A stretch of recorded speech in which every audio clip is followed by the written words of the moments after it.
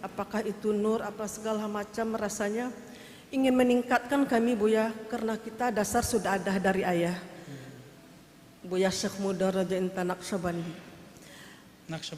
Yang ingin kami tanyakan Buya, bagaimana kita meningkatkan kolbu kita ini supaya hidup nur di dalam kolbu kita itu terus gitu.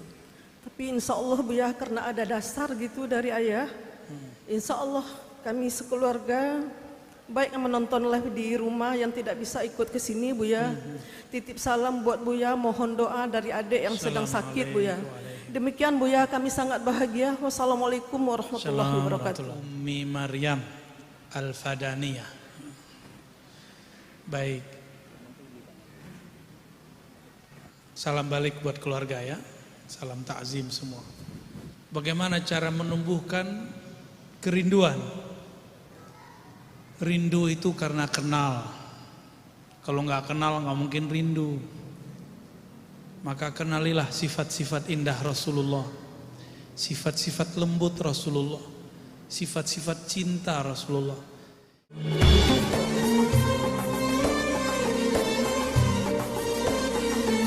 Lillahil hamidil mahmudi wa salli ala sayyidina Muhammadin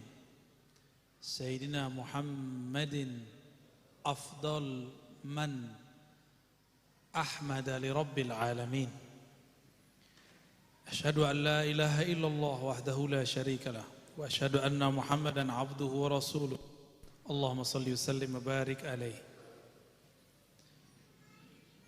Baik jamaah yang dimurkahi, yang dimurahkan berkahnya oleh Allah Subhanahu wa taala. Amin.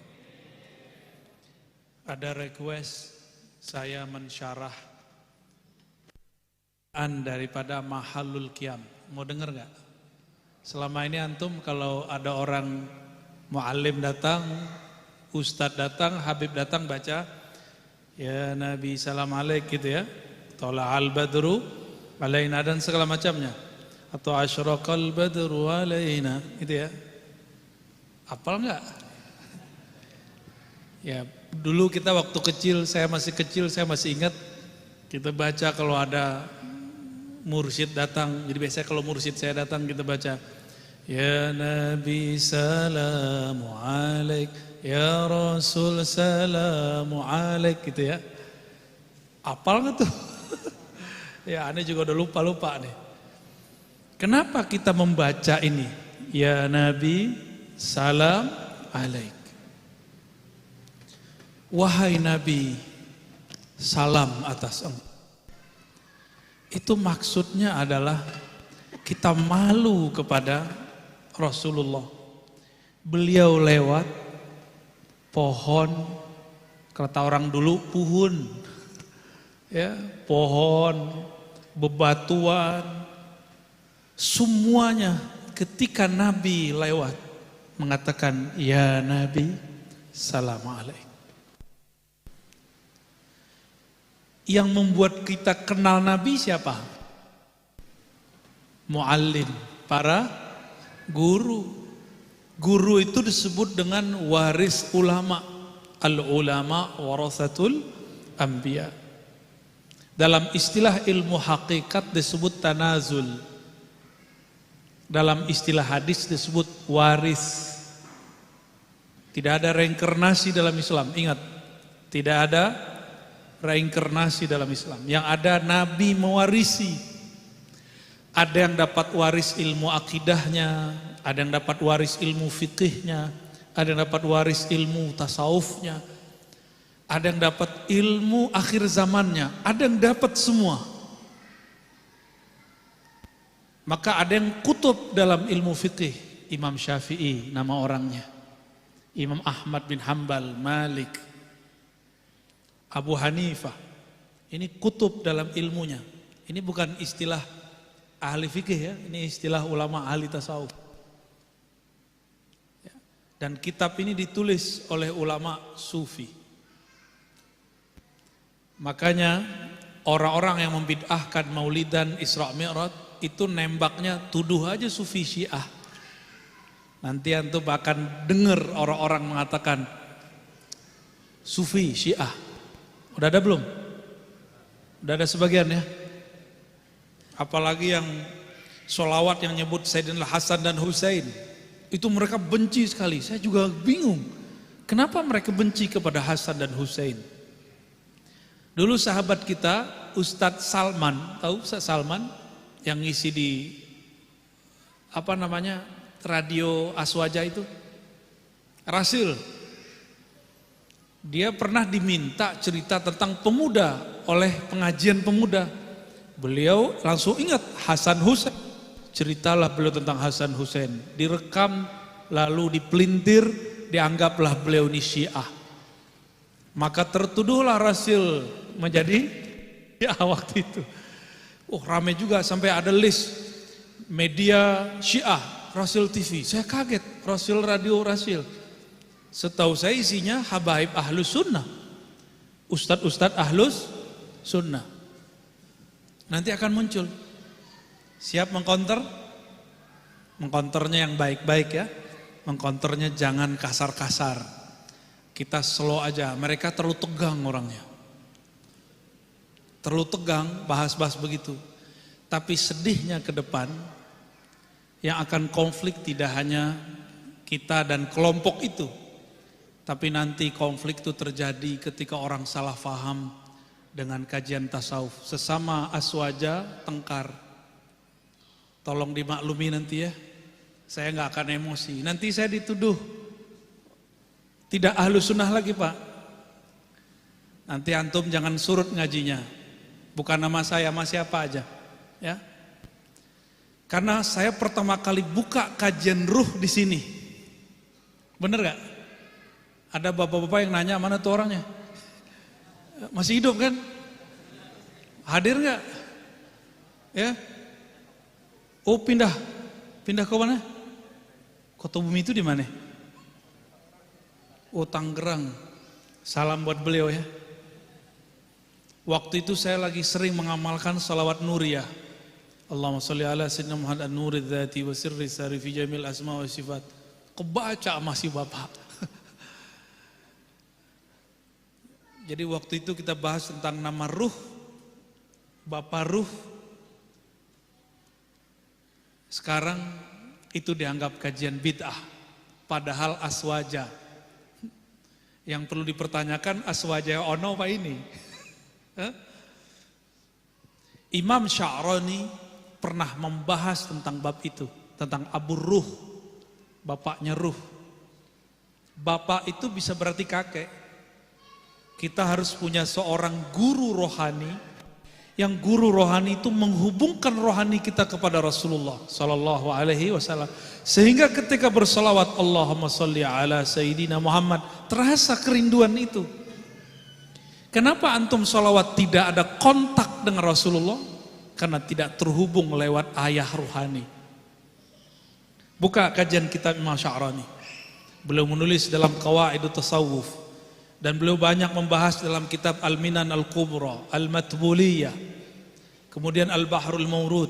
Beberapa saya salah nyebut judul, dan itu saya akui saya salah. Ya, maklum kitabnya kebalik-balik. Karena bacanya satu tumpuk baca, saya bosan ini saya ganti kitab ini begitu. Ya. Maklum manusia pasti ada salah. Kan saya bukan Imam Bukhari. Ya. Sekarang Imam Bukharinya gak mungkin lagi muncul orang seperti beliau. Karena sekarang kita korban micin, tau micin? Dulu supaya hafalan kuat, orang-orang gak mau makan anggur dan apel. Itu ahli hadis. Saya ngaji hadis, dulu seneng banget sama anggur. Jadi hafalannya rusak. Apalagi makannya di warung, yang warungnya pakai micin. Tahu makan bakso Pak? Micinnya 1 sendok, hafal hari ini 2 halaman, besok hilang semua. Itu kejadian.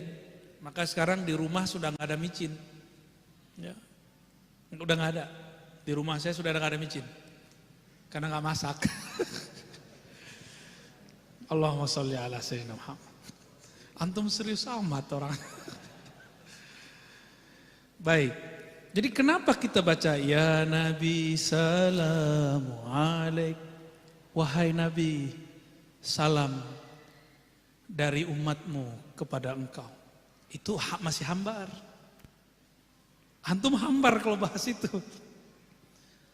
Tapi kalau baca wahai Nabi salam dari ruh, yang ruh ini dulu adalah percikan dari ruhmu. Oh, baru berasa Pak.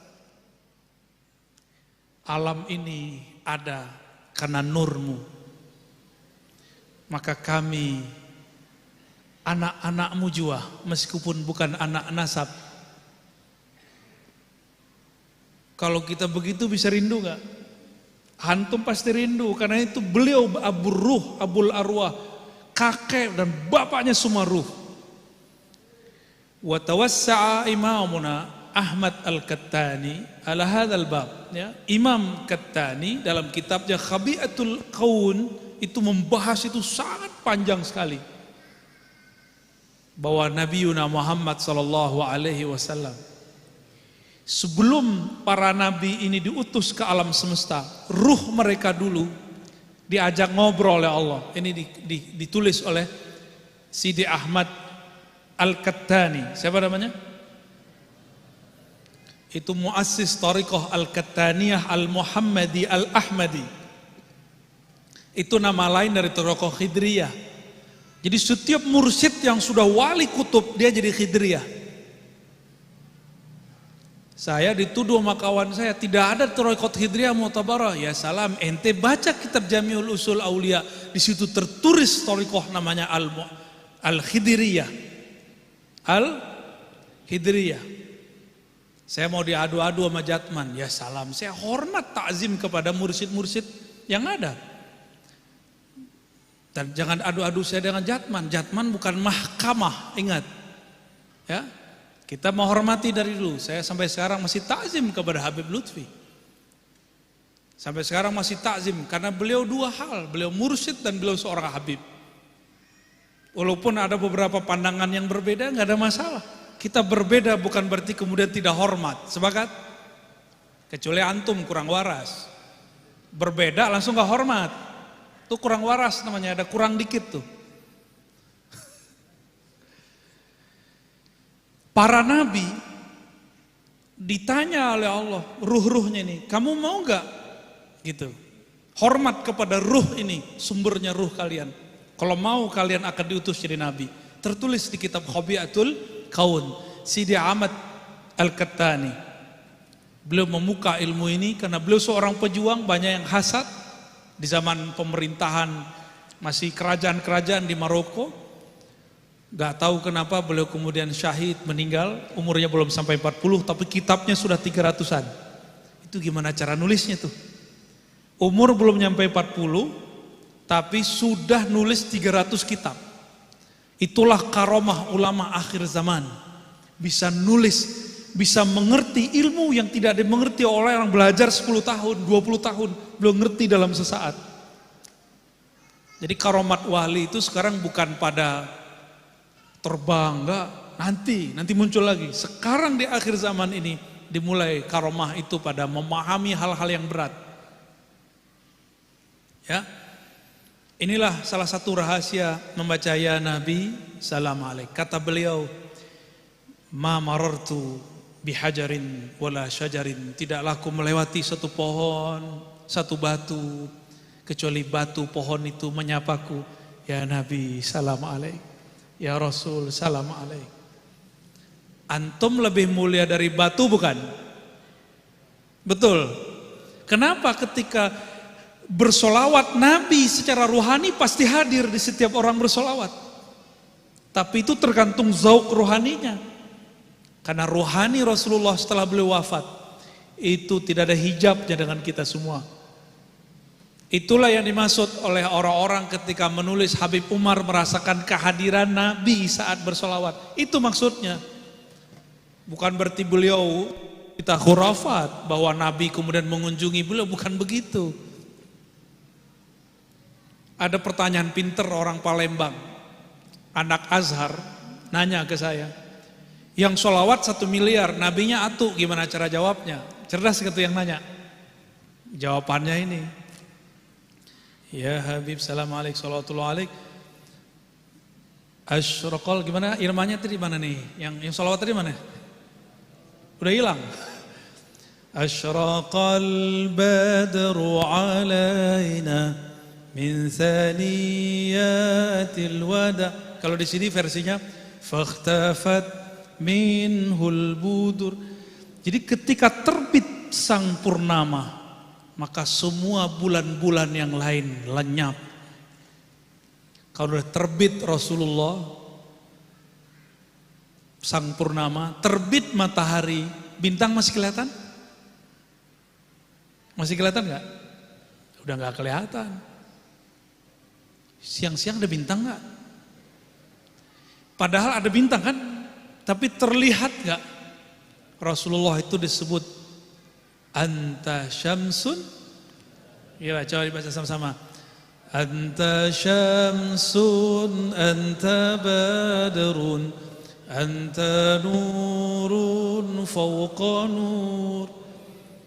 Engkaulah pelita matahari sang surya. Anta badrun, jika siang engkaulah surya, jika malam engkaulah purnama. Anta nur fawqa nur, cahayamu melebihi semua cahaya. Kalau Rasulullah sudah lewat, kita hilang. Kalau wali kutub sudah masuk, wali yang lain pun akan hilang. Mursyid-mursyid itu enggak semua siap ketemu wali kutub. Karena enggak tahan. Ini sebagian mursyid ya, sebagai mursyid yang terhijab. Ketika ada wali kutub masuk, ketika ada wali kutub datang, dia takut gak disapa orang. Karena emang gak akan disapa lagi, orang akan terpana melihat wali kutub. Coba lihat kalau Habib Umar datang, Habib yang lain tenggelam gak? Tenggelam langsung, itu tanda beliau kutub. Maka saya bersaksi, insya Allah beliau adalah wali Allah al-kutub, bila syak. Tanpa syak. Ini pewaris-pewaris Nabi begitu. Beliau datang, Habib aja antri Pak. Apalagi kita yang bukan Habib. Ada teman aneh Habib satu di belakang. Ya. Itu antum kalau nggak bawa marga nggak bisa masuk. Nggak bisa masuk. Itu baru di dunia. Mau ketemu Habib, gimana mau ketemu Rasulullah? Makanya orang meninggal gak bisa langsung ketemu Rasul. Harus punya nasab atau sanad, 2. Punya nasab tapi tidak mewarisi akhlak, ditolak sama Sayyidah Fatimah. Punya guru, sanad, tapi melanggar, membuat bid'ah yang tidak diajarkan oleh Rasulullah dan para mursyid, ditolak. Gitu. Jadi tidak semua orang bersanad itu diterima, tidak semua orang bernasab itu diridhoi. Sampai mereka takhallaqu bi akhlaqihim, bi akhlaqi abaihim, masyayikhihim, sampai mereka meniru akhlak guru atau pendahulu mereka. Kalau enggak diterima.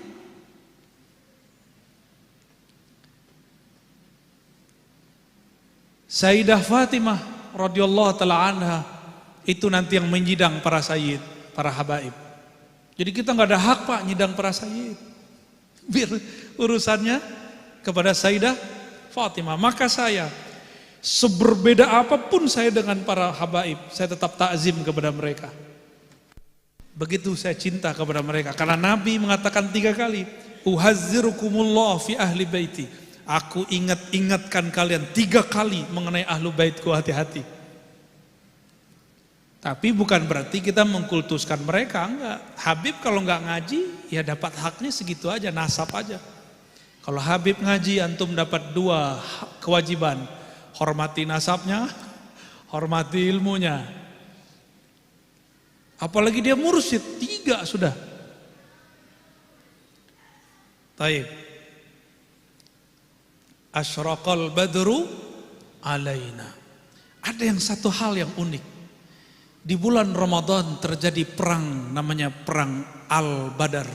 Ulama ikhtilaf mengenai nama ini. Apakah itu nama sumur? Tapi saya tidak sepakat dengan itu. Al-Badr itu adalah nisbat mereka kepada Rasulullah sallallahu alaihi wasallam. Karena mereka ini pengikut Rasulullah, maka mereka disebut Ahlul Badr. Pengikut Al-Badr. Siapa Al-Badr?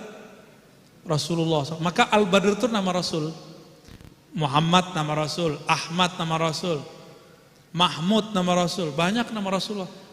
Bahkan Asy-Syams pakai alif lam. Asy-Syams itu nama Rasulullah sallallahu alaihi wasallam. Nanti ada waktu saya ijazahkan Dalailul Khairat di sini. Insya Allah kita ada sanad pendek, ada sanad panjang. Tanpa puasa. Kalau di Magelang, saya baru pulang saja dari pesantren Api Asri, ketemu Gus Yusuf, Gus Namanhuri, beberapa kiai-kiai muda. Mereka keturunan dari Mbah Khudari, salah satu orang yang berjasa terhadap NU juga, Nahdlatul Ulama dan Aswaja secara umum. Dan Thariqat Dalail yaitu Jazuliyah secara khusus. Di sana mereka nggak makan nasi. Nggak makan nasi. Makannya jagung. Antum kayaknya langsung nggak kuat tuh ya. Dan saya ketemu dengan ibunya. Namanya Mbah Nyai Nur Halimah, saya ingat saya. Saya minta ijazah terus saya bilang, kamu dapat ijazahnya, kira-kira gitu pakai isyarat tangannya.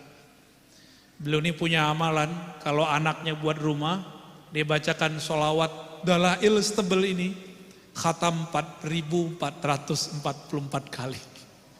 Saya teringat waktu itu amalnya Imam Syafi'i di rumahnya waktu di Mesir.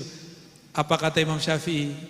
Aku mengkhatamkan di rumahku ini 4.000 kali Al-Quran. Padahal beliau tinggal di sana cuma 4 tahun. Imam Syafi'i tinggal di rumahnya Mesir cuma 4 tahun, khatam 4.000. Antum gimana tuh mikirnya? Itu rumah kita udah berapa kali khatam? Udah berapa kali khatam? Jadi nama Rasul banyak, salah satunya apa? Al-Badr. Sahabat-sahabat itu dan para nabi itu disebut budur, rembulan-rembulan kecil, bintang-bintang kecil. Itu sebabnya ketika Rasulullah datang kita langsung loncat, karena antum pasti sudah dapat kisah banyak tentang Isra dan Mi'raj.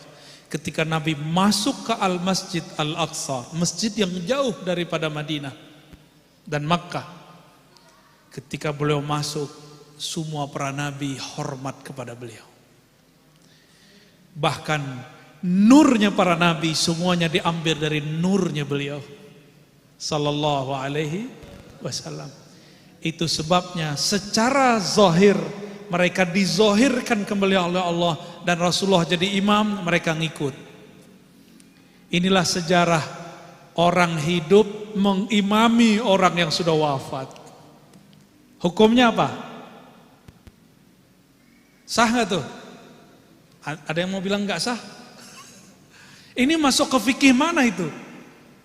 Nggak ada fikih bahas, itu babnya tasawuf.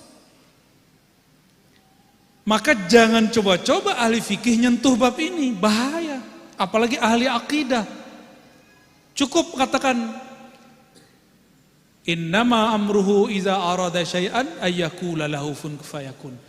Bab ini diskusi saya dengan Ustadz Buya yang saya minta ngajar di sini, gantiin saya ngajar kitab Haqaiqut Tasawuf yang saya sudah ijazahkan, Abuya Zul Asfi. Ngaji ke beliau ya, ngaji kitab Haqaiqut Tasawuf.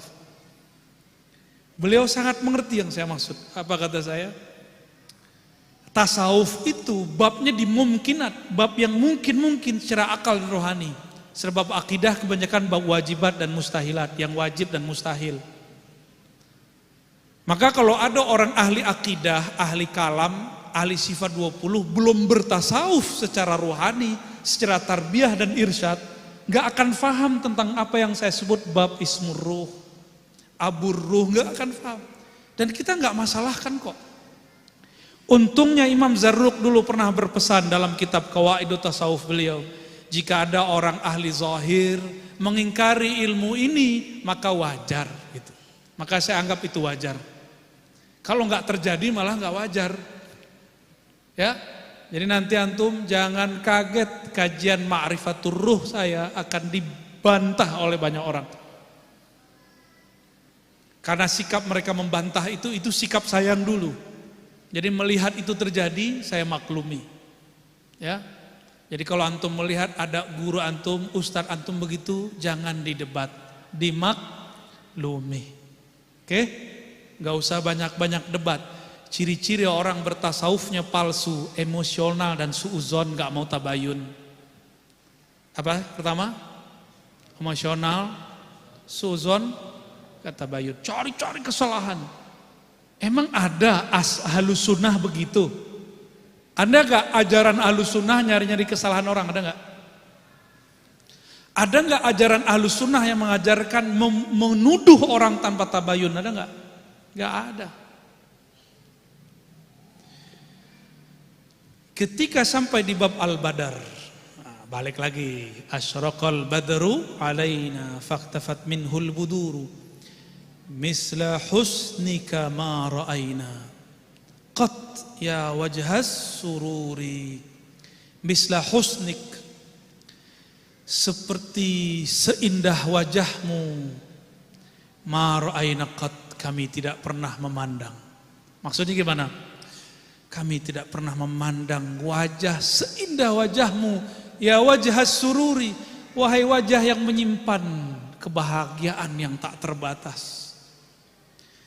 Tapi kenapa wajah Nabi tidak membuat perempuan birahi, tapi wajah Nabi Yusuf yang tidak lebih gagah dari wajah Sayyidina Nabi SAW itu membuat ibu-ibu, emak-emak, mbak-mbak, teteh-teteh, empok-empok birahi? Kenapa? Kenapa yo? Ada nanya mantum.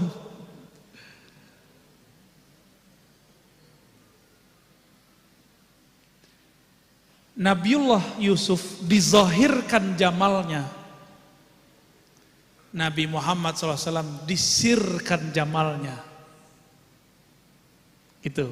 Seandainya jamalnya Nabi dibuka, itu bukan hanya motong-motong tangan. Antum ngelihat Nabi enggak berdiri, lupa napas berhari-hari. Pernah gak jatuh cinta dengan seseorang, kepikiran berhari-hari? Pernah gak jatuh cinta seseorang lalu air mata mengalir? Cowok aja bisa nangis loh.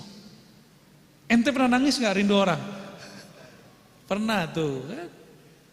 Pernah nangis? Tuh cowok bisa nangis. Apakah itu pertanda? Apalagi ibu-ibu ya. Ibu-ibu kalau lagi kangen seseorang bisa nangis, itu wajar. Tapi kaki kejepit nangis juga enggak? Allahumma salli ala sayyidina Muhammad.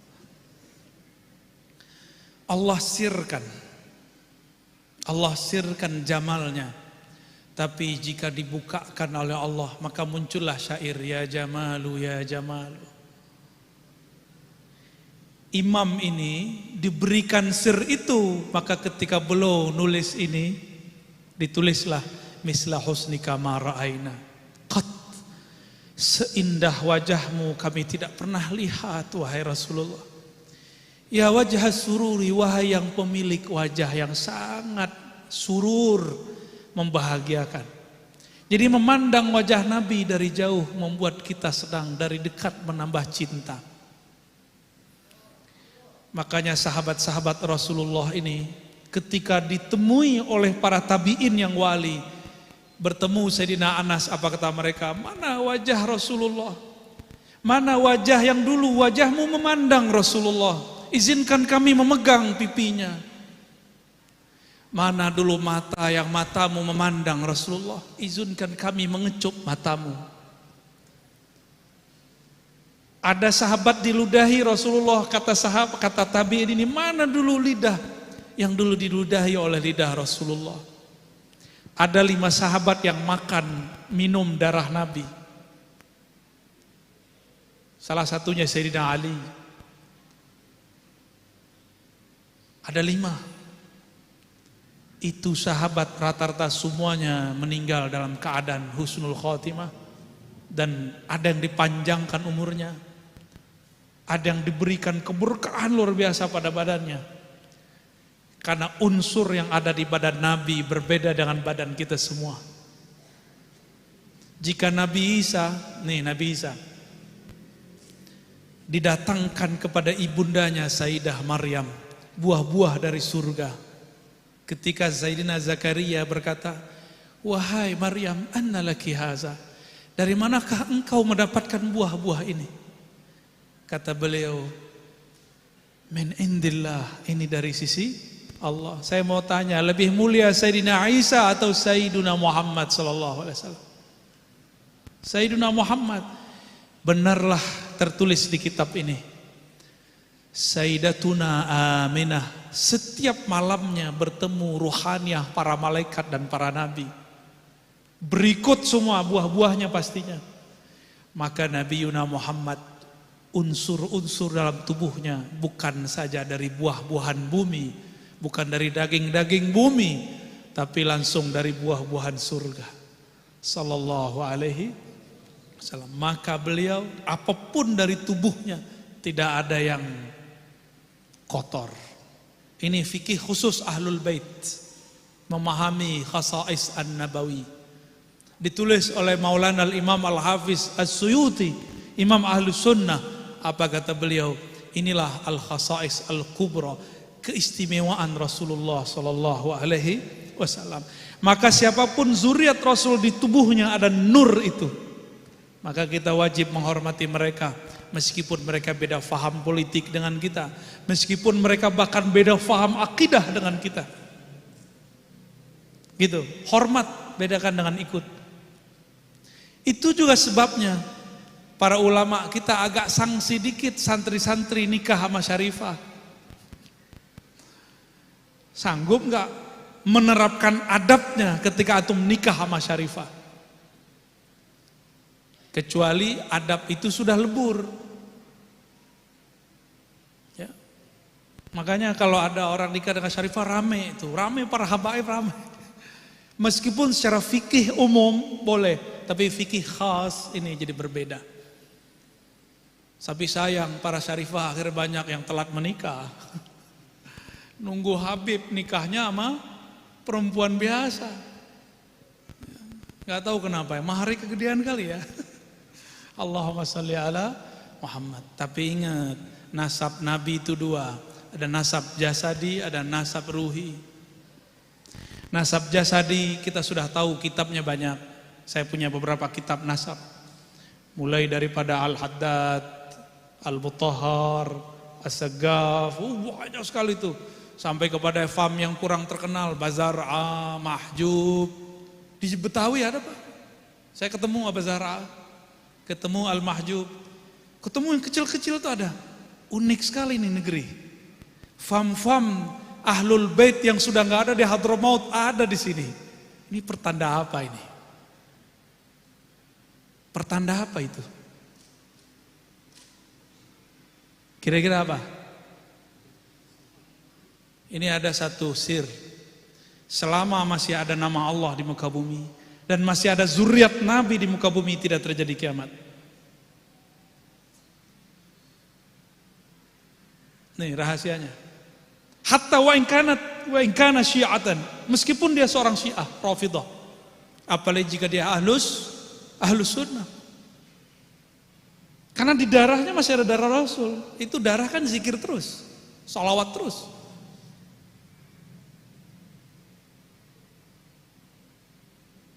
Saya ketemu dengan beberapa kawan saya yang dakwah di pelosok-pelosok Sumatera. Katanya itu di Jambi, di perbatasan Riau, itu banyak zuriat-zuriat Rasulullah. Namanya lucu-lucu, Eko Al-Haddad. Lucu gak tuh? Bagi saya lucu itu ya. Eko Al-Haddad ini contoh aja Pak. Jadi dia masih tahu fam belakangnya, tapi depannya Eko. Mereka sudah gak ngerti tentang apa namanya, kemuliaan nasabnya sudah campur luar biasa. Itu dulu banyak. Mungkin dulu di masa-masa tahun 1700-an pernah terjadi gejolak di Hadramaut, di Tarim, di Yaman, lalu banyaklah gelombang yang berpindah ke negeri kita. Wallahu a'lam bishawab, negeri kita Indonesia dapat berkah. Ya, muka-muka kita yang nggak jelas begini dapat berkah melihat wajah-wajah zuriat Rasulullah sallallahu alaihi wasallam. Maka dalam hati mesti ta'zim kepada mereka. Tapi yang kedua, nasab ruhani. Yang beliau katakan al ulama warasatul, ulama itu yang kenal Allah. Ingat, bukan yang pintar baca kitab, bukan yang pintar debat, bukan yang suka nyari kesalahan orang. Ulama itu yang takut kepada Allah. Ulama itu yang di kolbunya ada rahmah, ada kasih sayang. Karena Rasulullah itu rahmatan lil, maka ulama itu pasti mewarisi rahmahnya Rasulullah sallallahu alaihi wasallam. Antum lihat ada orang jago baca kitab nggak ada rahmah, itu bukan ulama. Bukan ulama akhirat. Jadi ulama akhirat itu bukan partai politiknya apa? Ulama akhirat itu ulama innama yakhsyallaha min ibadihil ulama, surat Fatir ayat 28. Ingat-ingat surat apa? Yang takut kepada Allah cuma ulama. Mau dia jadi pejabat, mau jadi orang biasa, mau jadi guru, dia takut kepada Allah Subhanahu wa ta'ala. Takutnya pakai kata khosyah. Khosyah itu takut tapi ada harapnya. Kalau khauf, gundah gulana. Itu perbedaan khauf dengan khosyah. Sayyid, syarifah tapi galau, berarti belum ulama. Harus belajar kepada ulama walaupun tidak bernasab syarif syarifah. Ya. Ente famnya apa, Cung? Almancungi. Ente marganya apa? Marga Satwa. Allahumma sholli ala sayyidina. Kita terusin dulu deh, dikit lagi ya. Anta syamsun, anta badrun, anta nurun fauqa nur. Nur fauqa nur itu boleh diartikan cahaya, tapi bukan cahaya ini. Ya, bukan cahaya fisik. Nur fauqa nur, nur bijinya nur. Nur asal semua nur. Kita sebut namanya Nur Muhammad sallallahu alaihi wasallam. Yang ingkar kajian Nur Muhammad pasti bukan ahlu sunnah. Karena ulama ahlu sunnah kita semuanya bahas tentang Nur Muhammad sallallahu alaihi wasallam. Sekarang ada yang ngaku ahlu sunnah tapi ingkar kepada kajian Nur Muhammad sallallahu alaihi wasallam. Anta iksirun wa ghali, anta misbahus suduri. Engkau adalah benda yang sangat mahal, permata yang sangat mahal, barang berharga yang sangat mahal. Saya mau tanya antum, kalau punya barang mahal dijaga bener atau dipajang di luar? Coba di rumahnya yang paling disimpan itu benda berharga atau benda biasa? Yang mana? Yang berharga, bener. Sampai dipakai apa namanya itu? Ya apa? Berangkas. Saking ingin menjaga itu barang. Berangkas itu besi ya, baja, sulit ditembus. Tapi nggak usah dihancurin kalau menembus berangkas, cukup masukin nomor. Nah, itu kata kuncinya. Ya, Rasulullah itu nomornya pakai sholawat. Masukin kode sholawatnya, antum wusul kepadanya. Terbukalah iksir wa ghali. Ya, anta misbahus suduri. Itu permata, itu barang berkelip-kelip. Jika engkau bersolawat dengan ruhmu kepadanya, ruhnya akan menyinari ruhmu. Jika kolbumu bersolawat kepada kolbunya, kolbunya akan memantulkan cahaya ke dalam kolbumu. Maka ada namanya solawat disebut salawat ruhiyah. Allahumma salli ala ruhi Sayyidina Muhammadin fil arwah, wa salli ala Sayyidina Muhammadin fil ajsad, wa salli ala Sayyidina Muhammadin fil qubur. Itu masuk dalam salah satu bagian salawat yang diajarkan Imam Al-Jazuli, yang tadi saya cerita di Magelang. Dan kok masih ada ya orang salawat sebanyak itu di negeri ini. Di tengah hiruk pikuknya dunia masih ada orang yang bersolawat. Maka kalau cari wali nggak usah jauh-jauh ke tanah mana, banyak di tanah Jawi. Saya pikir-pikir apa tuh, ada petilasan Syekh Subakir di Magelang, bener nggak? Ada yang pernah dengar? Coba nanti antum cari-cari tahu Syekh Subakir. Ternyata sir-sir beliau masih ada di kota Magelang. Kota Magelang itu boleh disebut kotanya para mursyid dan para kiai. Banyak mursyid. Sudut sini mursyid tarekat Qadir Naqsabandiyah. Sini Syaziliyah. Ono apalagi begitu. Banyak sekali. Salah satu kota yang saya rindukan untuk mampir ke sana. Ya, nanti antum ziarahlah ke para masyayikh. Di situ ada Mbah Dalhar. Simbahnya yang saya sebut tadi itu dapat ijazah dari Mbah Dalhar. Itu udah tua sekali. Angkatannya Hadratus Syekh Hasyim Asy'ari, bahkan lebih tua barangkali. Mereka beramal dengan solawat-solawat, dan ini salah satu solawat yang diturunkan model-modelnya. Ya. Jadi Islamnya kita ini sangat tua dan sangat orisinal. Ya, alhamdulillahirabbil alamin. Mau diterusin gak nih? Aduh, ngeri aneh. Bacanya agak bisa meleleh ntar nih. Udah dulu deh. Ya, tanya jawab.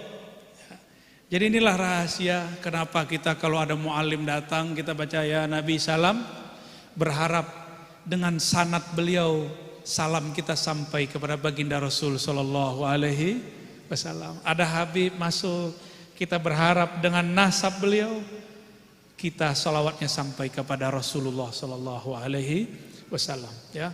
Maka saya minta ampun kepada Allah jika saya pernah sul adab kepada ulama wali-wali Allah. Dan saya minta maaf kepada mereka, para zuriat Nabi, para masyayikh mursyidin, aulia-aulia Allah, ya. Taib. Allahumma sholli ala Muhammad. Apa? Mau nanya? Oke, fadal. Antum nanti yang bilang shollu ala Nabi gitu ya. Nah, Bu ya. Masya Allah atas paparannya. Terima kasih Bu ya. Masih pada semangat semuanya? Oke.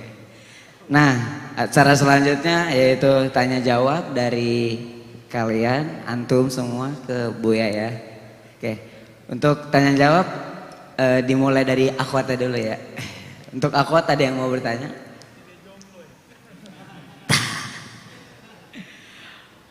Siapa yang mau bertanya? Akhwat? Ibu, oke. Iya.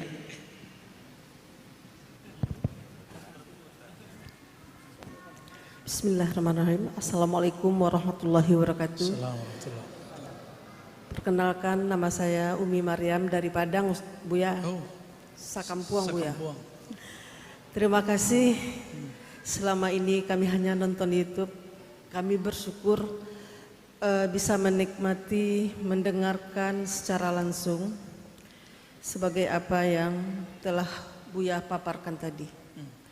Alhamdulillah banyak hikmah yang kita ambil dari paparan tadi, karena mungkin karena kita satu ini dengan Buya gitu rasanya menyentuh banget gitu Buya.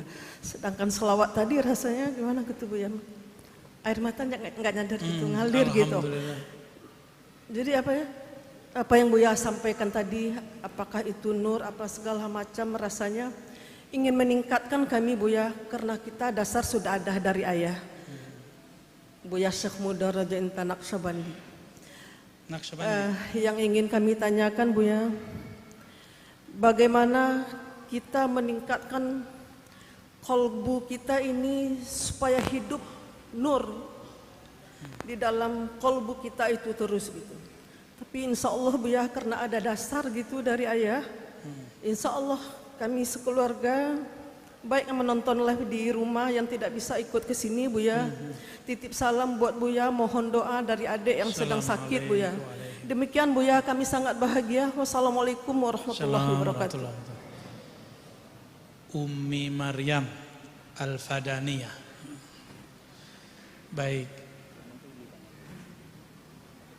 Salam balik buat keluarga ya. Salam takzim semua. Bagaimana cara menumbuhkan kerinduan? Rindu itu karena kenal. Kalau nggak kenal nggak mungkin rindu. Maka kenalilah sifat-sifat indah Rasulullah, sifat-sifat lembut Rasulullah, sifat-sifat cinta Rasulullah. Jangan yang dibayangkan Nabi galak mulu. Karena yang kebayang sama orang Nabi itu galak. Bener kan? Antum dulu belajar Islam, kata bapak kita, kata emak kita, kamu gak sholat neraka. Jadi kebayang sama kita kalau Rasulullah tuh suka neraka-nerakain orang. Enggak, itu gak benar. Ada orang Arab Badui datang ke Nabi ngelangkain semua orang, terus bilang, ya Muhammad. Nabi gak marah. Gak marah. Nabi gak bilang, gue Rasul, gue dokter, gak perlu gitu. Ya ada antum nih bentak saya gak akan marah. Karena Rasul ketika digituin orang tidak marah. Ada lagi Arab Badui, habis sudah ngelangkain orang, mampir ke pojok masjid, ngeliat tembok pengen buang air kecil. Jadi dia tuh kayak sopir angkot zaman dahulu, ngeliat tembok kebayang sama dia WC. Wah nembak dulu nih. Itu Arab Badui. Tapi Nabi gak pukul, gak larang, dibiarin pulang. Gak nyampe sebulan dia bawa orang beratus-ratus orang, sekampung dua kampung, semuanya syahadat di tangan Rasulullah SAW. Dia cerita, oi itu Muhammad, itu beneran Nabi, gua kencingin masjidnya dia gak marah. Yang ngomong siapa? Arab Badui. Ajib. Kita dikritik dikit udah marah-marah ya, saya maksudnya. Masa dikritik dikit marah ya? Biasa aja. Orang gak ngerti banyak ngeritik. Orang gak paham banyak ingkar. Kan itu yang dikatakan Imam Ghazali ya, ingkar itu banyak muncul pada orang yang jahil. Nanti antum dituduh kena hipnotis sama aneh ntar. Ada yang kena hipnotis nggak dari tadi? Siapa yang tidak terhipnotis ketika dikisahkan Rasulullah SAW? Ada nggak? Berarti hatinya bermasalah. Orang semua tersentuh, dia nggak tersentuh, berarti kolbunya masalah. Orang semua asik rindu Rasul, dia nggak rindu Rasul, dia bilang dongeng apalagi narozi. Berarti ada masalah di kolbunya. Tapi kita nggak boleh mempermasalahkan dia. Justru kita sedih ada orang kayak dia, ya. Jadi jangan emosi ya, walaupun seharusnya aneh yang emosi itu. Ambil sifat Nabi. Semua sifat Rasulullah itu adalah terjemahan dari Asmaul Husna. Dan ingat, semua sifat Nabi itu adalah terjemahan dari Al-Asmaul Husna. Nabi mengatakan man ahsaha dakhalal jannah. Siapa yang meresapi Asmaul Husna masuk surga. Maka ambillah satu sifat Allah Rahman, cintai semua makhluk Allah. Ambil Rahim, cintai kekasih-kekasih Allah. Gitu caranya. Ambil Karim, berbuat baik kepada orang, jangan pernah ingat kebaikan kita. Kita dihujat orang, gak pernah menghujat balik, itu Karim. Itu apa? Karim. Bisa gak begitu? Kita belajar ya, saya juga lagi belajar. Kita dikafir-kafirin orang, gak mengkafirkan orang. Disesat-sesatin orang, tidak menyesatkan orang. Jalan terus. Rasulullah ketika disesatkan, beliau berhenti gak? Beliau berhenti gak? Nabi pernah dibilang apa? Dolalim mubin, sesat. Majnun, apa arti majnun? Gila. Yang ketiga, sahirun, jahil, apalagi kahin, dukun. Sahir penyihir, kahin, dukun. Antum bisa bayangkan nggak? Abu Bakar As-Siddiq bawa semua hartanya kasih ke Nabi. Itu Nabi kayak gimana tuh sampai kemudian Abu Bakar menyerahkan semua hartanya ke Nabi? Kalau Nabi hidup sekarang, tiba-tiba ada orang sosok Abu Bakar menyerahkan semua hartanya ke Nabi, antum bilang apa Abu Bakar? Ente gila Abu Bakar. Ente nggak punya keluarga. Kita kira ngomong gitu nggak? Apa jawaban Abu Bakar? Yang nanya Nabi, nggak ada yang berani nanya. Satupun sahabat tidak ada yang berani nanya. Yang nanya Nabi, wahai Abu Bakar, kamu ninggalin untuk anak istrimu apa? Apa jawaban dia? Allah dan Rasulnya. Maka cinta kepada Allah Rasul sudah nyatu dalam dirinya. Bagi dia Allah dulu, sekarang nanti sama. Sekarang gimana kira-kira? Ada orang nih dekat sama aneh, terus tiba-tiba ngasih duit terus. Antum bilang dia apa? Kayaknya Ar-Razi nyihir dia nih kayaknya. Ini contoh, karena ada seorang kiai, salah satu guru saya, itu muridnya tuh seneng ngasih dia. Dituduhlah si guru penyihir, tukang hipnotis, dan itu bukan 1-2 guru, saya udah ketemu sekian guru yang digituin. Dan sekarang berulang lagi. Ya Allah ya salam. Ya. Seandainya Rasulullah hidup hari ini, orang akan bilang Nabi itu penyihir, sahirun. Nabi akan dituduh sebagai kahinun, dukun. Nanti semua itu akan berulang. Berulang ya. Baik. Lanjut. Nah, fadhal. Assalamualaikum warahmatullahi wabarakatuh. Kepada Buya yang kami hormati, saya ingin bertanya tentang ijazah dan mursyid. Kalau kita punya guru dalam ijazah hadis, bagaimana sikap yang sepantasnya untuk menghormati jasa beliau yang sudah kasih ijazah ke kita. Selanjutnya tentang mursyid. Bagaimana sikap kita sebagai murid jika mursyid kita melakukan penyimpangan dalam syariat? Apakah mursyid tersebut masih pantas diikuti? Sekian Buya, assalamualaikum warahmatullahi wabarakatuh. Saya mulai dari yang kedua. Mursyid melanggar syariat, yang nilai siapa? Murid. Berarti muridnya lebih pintar dari mursyidnya dong. Itu pertanyaan ente nekat, itu ente nanya tuh. Mursyid hakiki ya, mursyid yang wali, mungkin gak melanggar syariat? Nabi Khidir waktu bunuh anak kecil itu langgar syariat. Jelas loh, syariat Nabi Musa. Gimana? Zohirnya nih melanggar syariat. Syariat ikut hakikat atau hakikat ikut syariat? Ini ujian nih, ayo lolos nggak nih antum nih malam ini nih? Syariat ikut hakikat atau hakikat ikut syariat? Beneran? Ayo. Ketika Nabi Khidir bunuh anak kecil, ingkar siapa? Nabi Musa. Yang punya syariat kalau bunuh dibunuh, kisos namanya. Setelah selesai kisahnya, apa kata Nabi Khidir? Tahukah kamu wahai Musa, secara hakikat kalau dibahasakan sekarang, takdirnya anak ini akan menyesatkan ayahandanya, akan menjadi penyebab orang tuanya masuk neraka.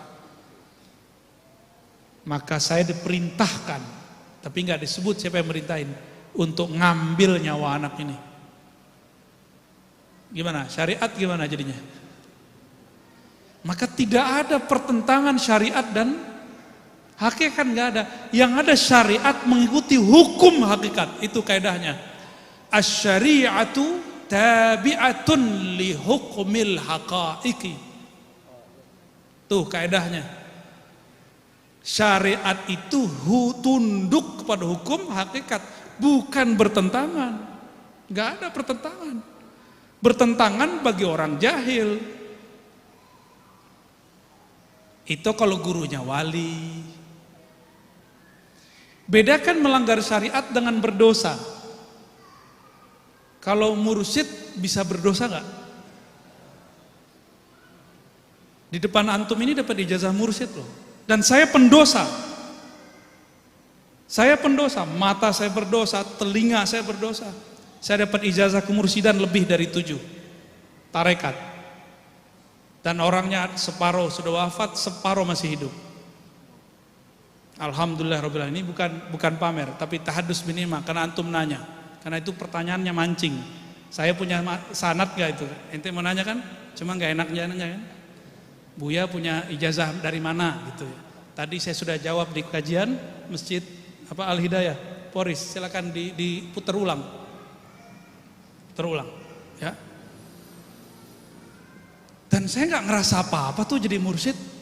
Dan saya udah taruh ijazahnya. Makanya sekarang saya katakan thariqat saya ngaji.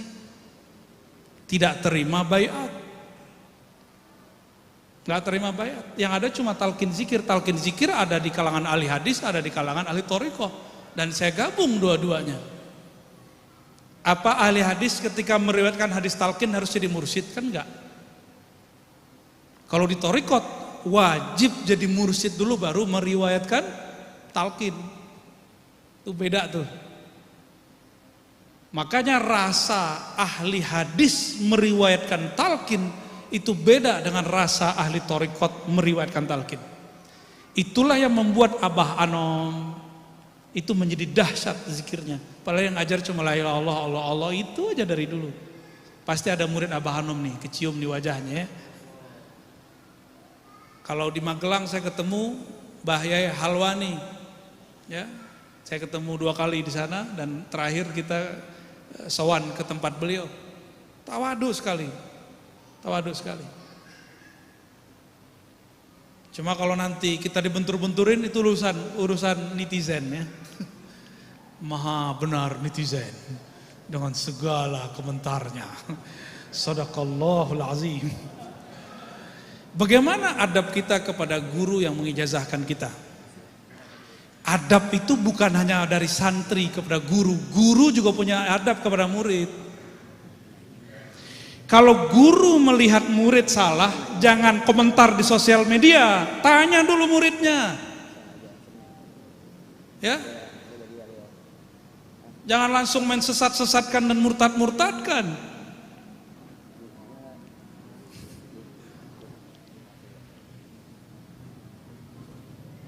Kejadian Pak sekarang. Kejadian sekarang. Ahli hadis itu yang saya tahu kalau dapat kabar tanya langsung ke orangnya. Itu Imam Syu'bah. Imam Syu'bah dapat 1 hadis. Orang yang berwudu terus baca doa masuk surga dari 8 bab. Bebas. Maka dia kejarlah hadis ini dari siapa aja. Hasilnya orangnya masih hidup 2-3 orang rawi. Terakhir dia bilang ini hadis dhaif. 3 bulan cari hadis langsung kepada rawinya. Dia kemudian mengatakan ini hadis dhaif, gak benar beritanya. Syu'bah 3 bulan memastikan riwayat itu gak benar.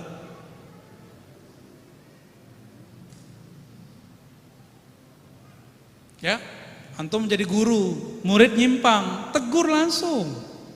Datengin dia, panggil dia kalau perlu. Anjing sini lo gitu. Ya, jangan nyalak dulu. Ini kejadian nih, nanti akan tambah banyak. Jadi yang beradab itu bukan hanya santri kepada guru, guru juga harus beradab dengan keguruannya.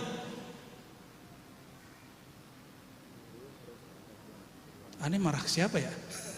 Marah ke ente. Aman ya? Ya, ya. Ya, lanjut. Fadal, fadal.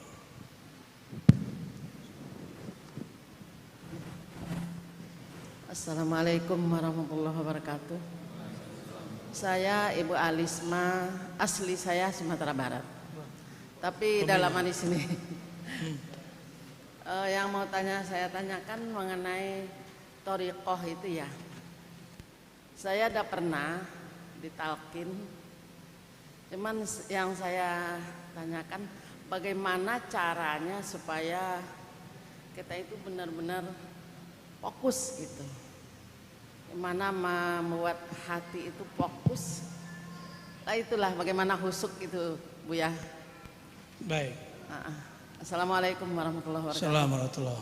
Khusyuk itu di kolbu, bukan di sini. Kenapa khusyuk nggak pernah berhasil? Karena khusyuknya pakai pikiran ini bisa mikirin banyak hal, tapi kalau kolbu dia hanya mau satu, Allah Subhanahu wa Ta'ala. Jadi ketika berzikir jangan pakai akal, berzikirlah pakai kolbu. Lahum qulubu yaqiluna biha, berakalnya sumbernya dari kolbu, jangan dari otak. Otak kita bisa memikirkan banyak hal dalam satu waktu. Karena sholatnya pakai otak, maka pikirannya terkotak-kotak.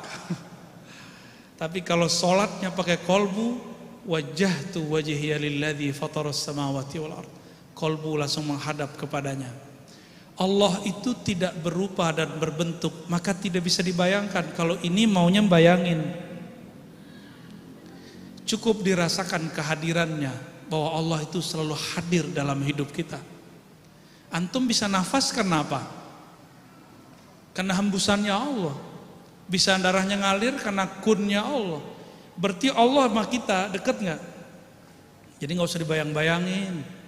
Cukup ingat ya Allah yang menumbuhkan satu apa nih? Ya Allah yang menumbuhkan satu rambut di tubuhku, izinkan aku menyembah Engkau. Mulai bergetar tuh badannya. Ya Allah yang mengalirkan darah di badanku, izinkan darah ini sujud kepadamu. Di kepala ada kita bawa dia sujud. Maka Sayyidina Ali diajarkan Nabi, kalau sujud itu bacanya dalam salat sunat, bukan subhana rabbiyal a'la, tapi sajadalaka sam'i wa basari wa dami wa lahmi wa izami. Sujud kepada Engkau ya Allah, pendengaranku, penglihatanku, tulangku, darahku, kulitku, semuanya. Dalam thariqat Naqsyabandiyah disebut dengan zikir kullu jasad. Semua tubuh berzikir, zikirnya tubuh dengan sujud. Ya. Thariqat apa namanya? Naqsyabandiyah, Qadiriyah sama. TKN itu sama. Dan saya dapat ijazah thariqat Naqsyabandiyah dari 4 orang. Naqsyabandiyah Khalidiyah itu mencakup 5 thariqat, Suhrawardiyah, Khistiyah, Qadiriyah, kemudian Naqsyabandiyah Khalidiyahnya. 4 thariqat. Mencakup 4 thariqat itu. Ya. Gimana? Satu lagi, silakan.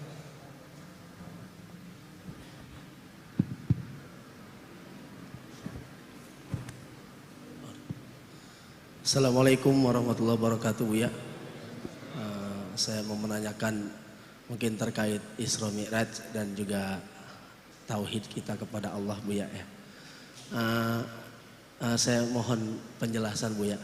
Ketika memang Rasulullah SAW diberangkatkan Mi'raj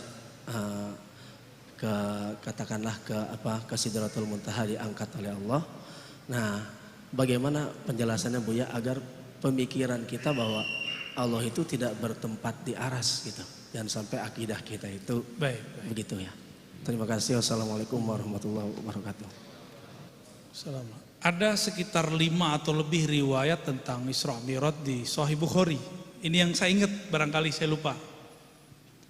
Dan semuanya tidak menyebutkan bahwa Allah bertempat di langit ataupun di aras. Yang ada, sebagaimana Nabi Musa bisa berkalam di Goa Tursina, apakah Allah masuk ke goa? Enggak kan?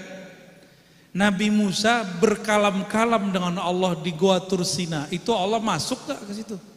Enggak. Lalu Allah berkalam kepada Sayyidina Nabi ketika beliau sujud di arasnya. Kan ada di hadisnya, Nabi sujud. Itu hadis yang lengkap menyebutkan Nabi sujud di arasnya Allah. Sujud itulah yang disebut memandang. Nabi Musa minta mau memandang Allah. Apa kata Allah? Hai Musa, jika engkau masih melihat ada bukit itu bertahan di sana, berarti engkau bisa melihatku.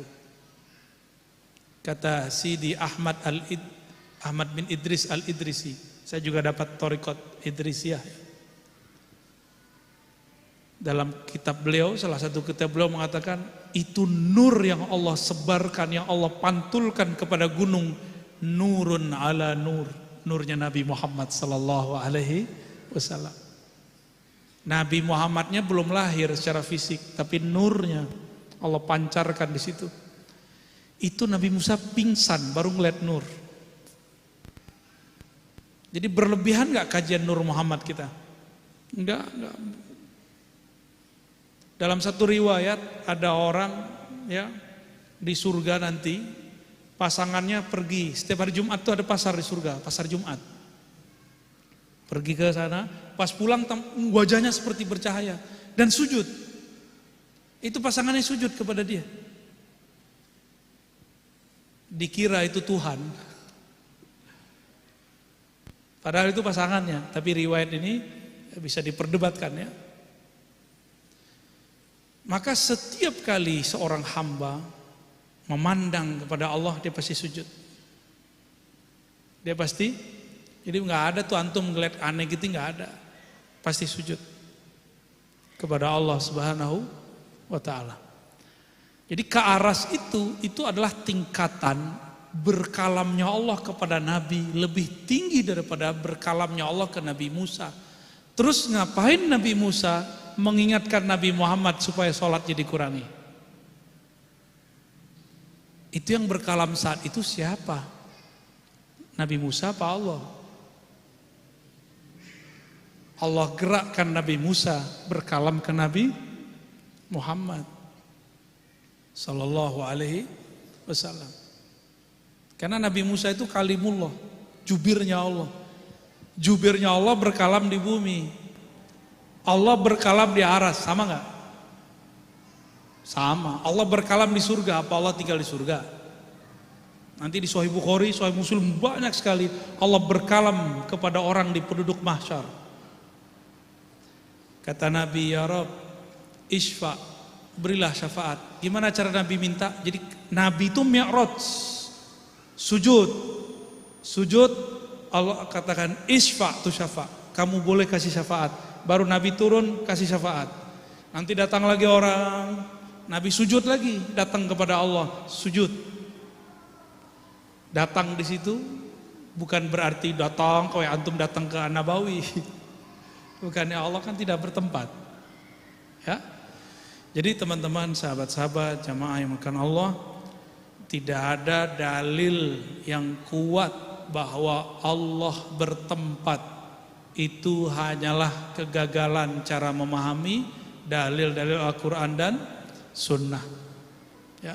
Dan kelompok yang meyakini ini terjebak pada tajsim, menjisimkan, membendakan Allah Subhanahu wa Ta'ala. Dan itu bukan akidah Ahlus Sunnah. Cukup? Sudah jam 10:04 ya. Barangkali itu yang dapat saya sampaikan. Semoga Allah ridho kepada kita dan semoga Allah mengampuni semua kalam-kalam saya yang tidak pantas. Amin ya rabbal alamin. Astaghfirullahalazim, astaghfirullahalazim. Innallaha malaikatahu yusholluna 'alan nabi. Ya ayyuhalladzina amanu shallu 'alaihi wa sallimu taslima. Allahumma shalli 'ala sayyidina Muhammad wa 'ala Allahumma ya Allah shalli 'ala Ahmad. Sampaikan salawat kami kepada Nabi Muhammad. Allahumma ya Allah salli ala Muhammad. Sampaikan salawat kami kepada Rasulina Muhammad sallallahu alaihi wasallam. Ya Allah, salawat kami tidaklah pantas dijawab Nabi. Tapi kami ya Allah, Engkau jadikan umat beliau. Meskipun salawat kami tidak pantas Engkau kirimkan, tapi rahmat-Mu sangat pantas mendapati kami, meliputi kami. Maka dengan rahmat-Mu ya Allah, sampaikanlah sholawat yang tidak berharga ini kepada baginda Rasulullah SAW. Allahumma ya Allah, auratuna katsirah. Aurat kami, aib kami sangatlah banyak. Dosa kami sangatlah berlipat. Tapi ampunanmu ya Allah lebih luas dari langit dan bumi. Faghfir lana ya Rabb. Ampuni dosa kami ya Allah. Dosa mata kami ya Allah. Dosa telinga kami ya Allah. Dosa lisan kami ya Allah. Dosa tangan kaki kami ya Allah. Dosa perut kami ya Allah. Dosa kehormatan kami yang tidak dijaga ya Allah. Dosa makan minum kami ya Allah. Dosa kami tidak beradab kepada Rasulullah. Dosa kami tidak beradab kepada guru-guru wali Allah. Dosa kami tidak beradab kepada zuriat Rasulullah sallallahu alaihi wasallam. Allahumma ya muqallibal qulub, wahai yang membolak-balik hati kami, istiqomahkan kami dalam agamamu. Allahumma ya Allah, imla' qulubana bil yaqin. Ya Allah, penuhi kalbu kami dengan yakin.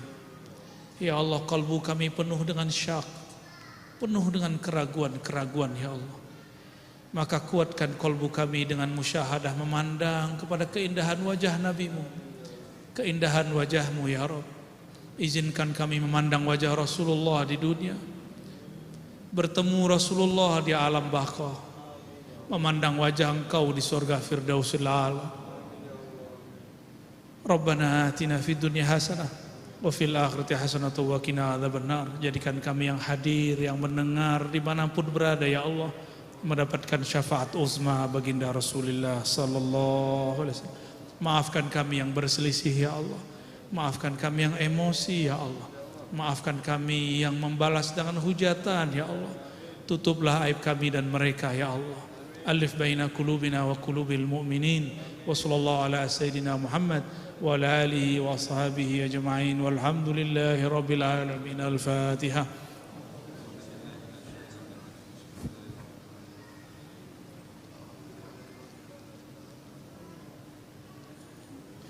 Alhamdulillah rabbil alamin.